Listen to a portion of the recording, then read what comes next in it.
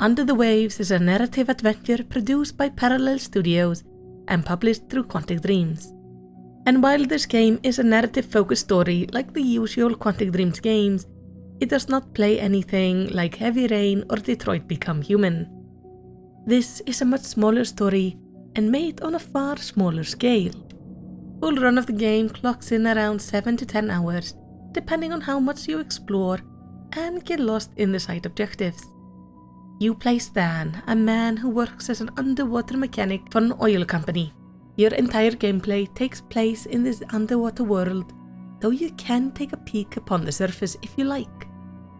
This underwater world is beautifully crafted, with stylized look and attention to lighting and animation of the various sea life.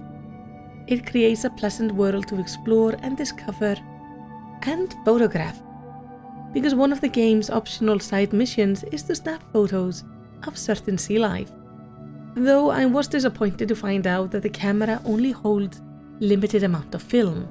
It is of course fitting, as the game is meant to be set sometimes during the late 70s or early 80s, though the technology can feel at times inconsistent, and I think giving the player unlimited amount of film to snap pictures of the various pretty places we explore would have been a better choice, especially as the photography is simply a side content that doesn't hold any real value in the game. But all too soon did I realize I had to start deleting photos that I had taken just so I could take more. And while it forced me to think about what is worth keeping, it did not bring anything to the game. Your travels in the game range between exploring the open ocean to the smaller pipes and underground buildings, and here lights and shadows are used quite well to build the atmosphere, along with a great soundtrack that helps set the mood during the various tenser or relaxed moments of the game. The voice acting is perfectly fine, but it is hampered by animation issues. I quickly stopped looking at Stan while he was talking, simply because it gave me the impression I was watching a movie that was really poorly dubbed over, as the speaking animation and the audio simply did not match at all, often leading to Stan moving his mouth when there was no audio, or not moving it when there was audio. The gameplay itself is quite simple. Each day, Stan is given a task to complete, along with him having an occasional optional assignment like taking photos. Some tasks require you to solve some puzzles that are generally quite simple, though other puzzles can feel unnecessarily hard, not because of the puzzle itself, but because of the visual design makes it easy to miss vital clues to understand the puzzle. But outside of doing these tasks, you are free to explore the area at your leisure, finding sunken boats, planes and other things that have been long lost in the ocean. And as you do so, you can come across several collectibles which Stan will happily place in the storeroom of his habitat. And while the sound and visuals make the exploration lovely, the controls make it a struggle.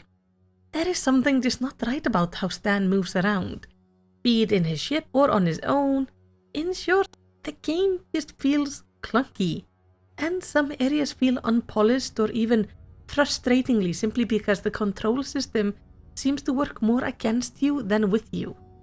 I also came across a few bugs during my gameplay, where either I could not get into my sub, my quest markers simply lied to me and remained in completely wrong places to where they were meant to be, or Stan decided that in the midst of a story-specific dialogue with another character, he would start spouting some of his idle dialogue as well on top of it. But I believe things like dialogue overlapping and quest markers being in wrong places can, without a doubt, be fixed in patches. But the overarching clunkiness of the gameplay might not be fixable, and while the game is far from unplayable, this does lead to moments of frustration. And finally, there is the story.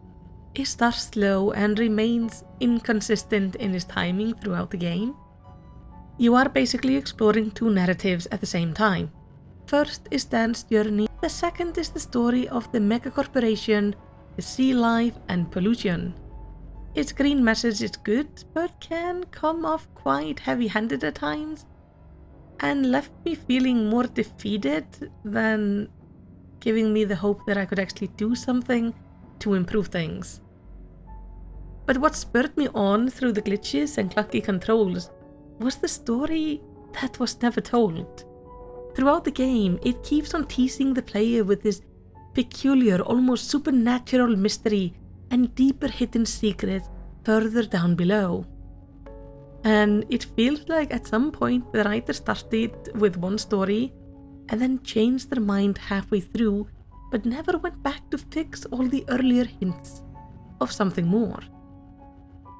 And while the game has an excellent ending, the story left me disappointed because I felt like there was meant to be so much more interesting things that we never got to see. In the end, I don't regret playing the game, though I doubt I will return to it again. It has a lovely environment and is worth playing through once if you like narrative stories or underwater exploration. It's not terrible, but it's not great.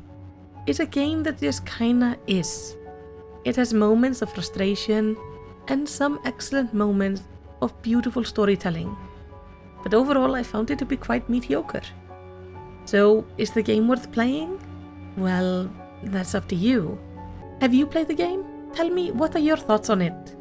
Let's chat about it in the comments. And while you're down there, please do all the good YouTube stuff. But whatever you do, I hope you have a lovely day.